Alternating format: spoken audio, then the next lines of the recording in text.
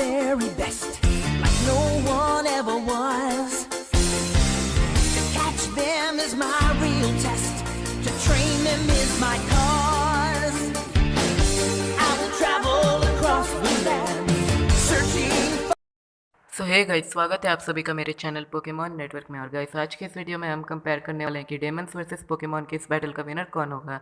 क्योंकि गाइस, ये दोनों के दोनों बीइंग्स अपने अपने यूनिवर्स के सबसे ज़्यादा खतरनाक बीइंग्स भी हैं। इनफैक्ट डेमंस तो असलियत में भी एग्जिस्ट करते हैं।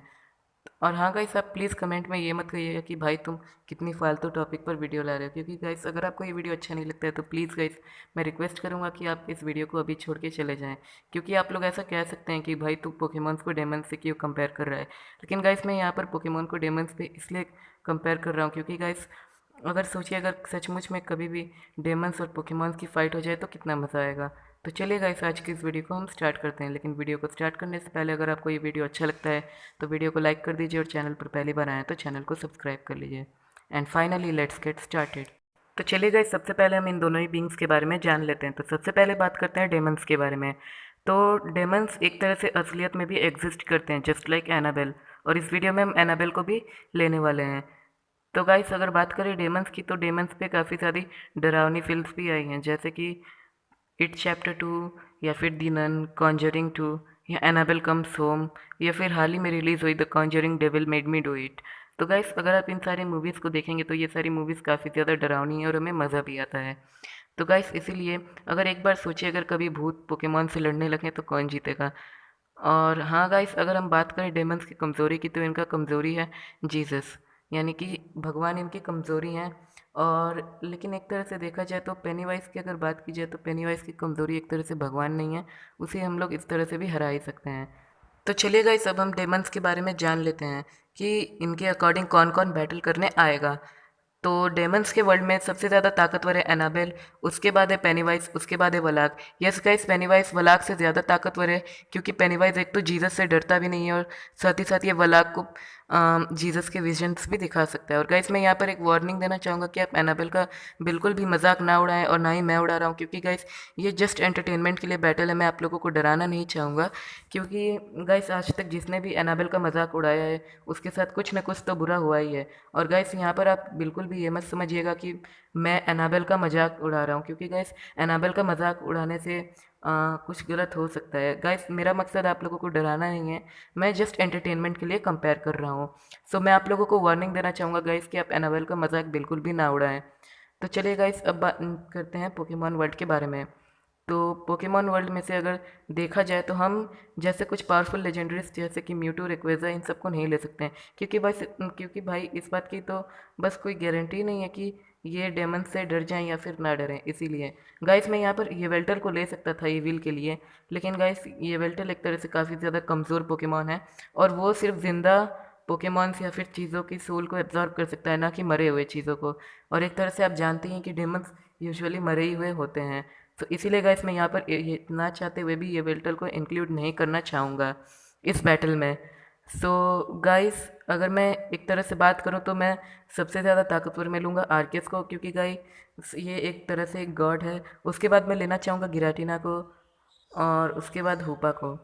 यानी कि फर्स्ट मैं लूँगा आर्केस को, उसके बाद हुपा को, उसके बाद गिराटिना को। तो अब हम रिवर्सिबल ऑर्डर में चलेंगे। तो सबसे पहली बैटल आएगी वलाक यानी नन वर्सेस गिराटिना की।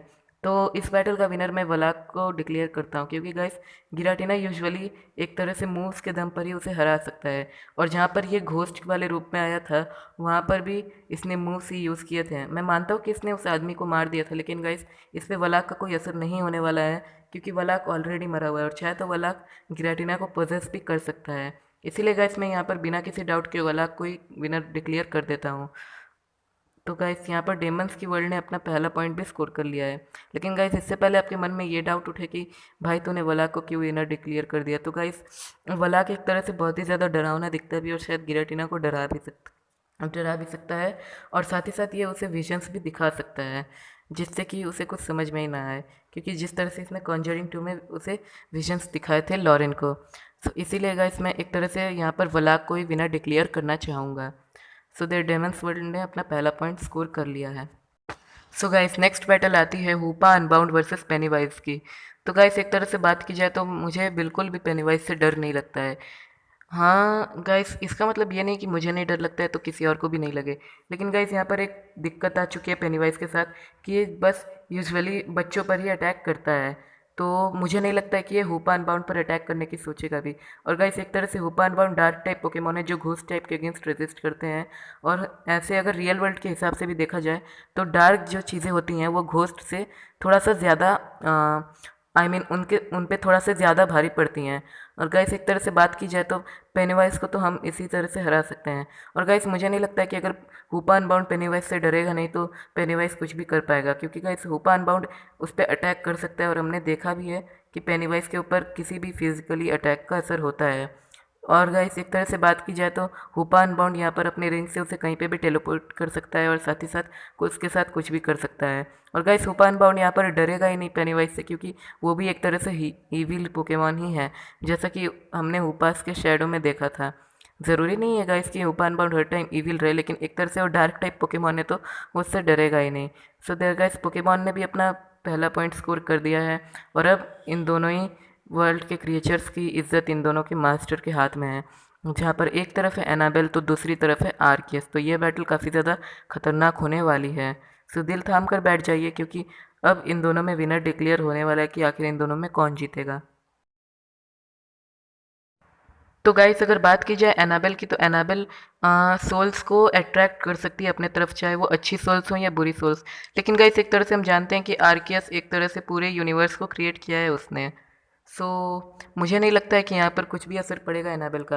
और गाइस एक तरह से अगर बात की जाए ना तो एनाबेल जस्ट एक डेमन का सोर्स है, यानी कि वो डेमन यानी कि आर्केस का कुछ भी नहीं बिगाड़ सकता है, क्योंकि गाइस आर्केस की नज़र पूरी चारों तरफ है। और साथ ही साथ यहाँ पर आर्केस डार्क प्लेट में भी स्विच हो सकता है, जिसके वजह से उसके पास डिसएडवांटेज होगा। और मान लीजिए गाइस अगर एनाबेल यहाँ पर कहीं भी छिप जाती है तब भी आर्केस उसका पता लगा सकता है उसके मेमोरी स्कैन की पावर से, या फिर साइकिक टाइप में ट्रांसफॉर्म होकर अपने साइकिक वेव से। अब गाइस आप लोग कहेंगे तो भाई क्या हो गया, आर्केस उसका पता लगा के कर भी क्या पाएगा। सो गाइस मैं एक बात आप लोगों को बता देना चाहूँगा कि एनाबेल यहाँ पर आर्केस को मार नहीं सकती है, क्योंकि गाइस आर्केस एक तरह से गॉड है। मैं मानता हूँ वो उस टाइप का गॉड नहीं है जिससे एनाबेल को कोई डिसएडवांटेज हो, लेकिन ये अपने हिसाब से ये एक गॉड है और इसको ईविल पावर से कुछ नहीं होगा। हमने देखा भी है हुपा and the clash of ages वाली मूवी में, जहाँ पर इसने ईविल हुपा के शैडो को किस तरह से प्रिजन बॉटल में कैद कर दिया था। अब गाइस आप लोग ये मत कहिएगा कि गाइस यहाँ पर पेनीवाइज भी जीत सकता है प्रिजन बॉटल लाकर, क्योंकि गाइस वो प्रिजन बॉटल यूजुअली अभी पेनीवाइज के पास आ ही नहीं सकता है। सो गाइस ये तो पुरानी बात थी, अभी के बात पर आते हैं। सो गाइस एक तरह से देखा जाए तो अगर आर्केस उस एनाबेल डॉल को तोड़ देगा तो जो डेमन एनाबेल डॉल को अपना सोर्स बनाई है वो डेमन भी ऑटोमेटिकली उसको छोड़ देगी। और गाइस इंसान ऐसा क्यों नहीं कर पाते हैं, क्योंकि इंसान सोल से डरते हैं, लेकिन आर्सियस बिल्कुल भी नहीं डर पाएगा। और उसने एक तरह से वो एक मैजिकल क्रिएचर है। और एक तरह से अगर देखा जाए तो पोकेमॉन के वर्ल्ड के हिसाब से अगर रियल वर्ल्ड में देखा जाए तो पोकेमॉन एक तरह से एनिमल्स हैं, और हमें ये सब बात पता है कि एनिमल्स को घोस्ट छू नहीं सकते हैं। हाँ भले ही कॉन्जरिंग में ऐसा दिखाया गया है कॉन्जरिंग 1 में कि उस उनका डॉग मर जाता है जो फैमिली रहती है, लेकिन गाइस वो जस्ट एक तरह से एक्स्ट्रा दिखाने के लिए वैसा किया गया है, एक्स्ट्रा डरावना दिखाने के लिए, लेकिन असलियत में ऐसा हो ही नहीं सकता है। और तो और गाइस अगर आर्केस पूरी तरह से अगर यूनिवर्स को डिस्ट्रॉय कर दे देन डेफिनेटली पोकेमॉन जीत जाएंगे, क्योंकि गाइस आर्केस की वजह से ही हेल और हेवन आया है।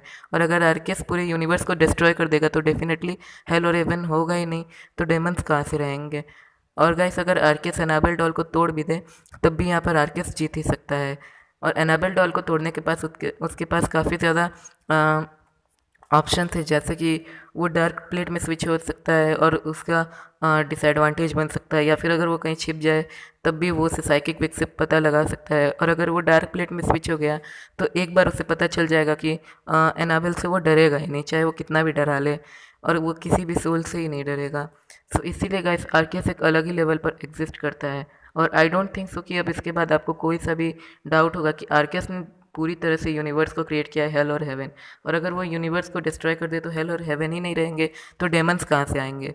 सो गाइस हमारा पोकेमॉन वर्ल्ड जीत चुका है और इन डेमन्स को हराकर पोकेमॉन जीत चुका है।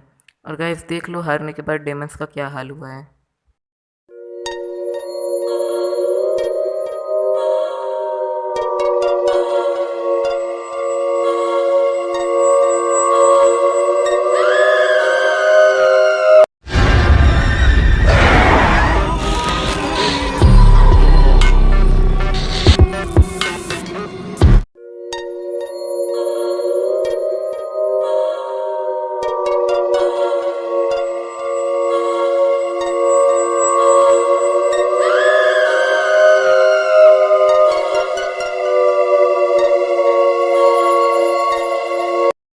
सो गाइस ये वीडियो जस्ट एंटरटेनमेंट के लिए थी, इससे डरने की कोई ज़रूरत नहीं है। सो गाइस चलिए बस आज के लिए इतना ही। वीडियो अच्छी लगे तो वीडियो को लाइक कर दीजिएगा और चैनल पर पहली बार आए हैं तो सब्सक्राइब भी कर लीजिएगा ऐसी ऑसम वीडियोस के लिए। And finally thanks for watching this video.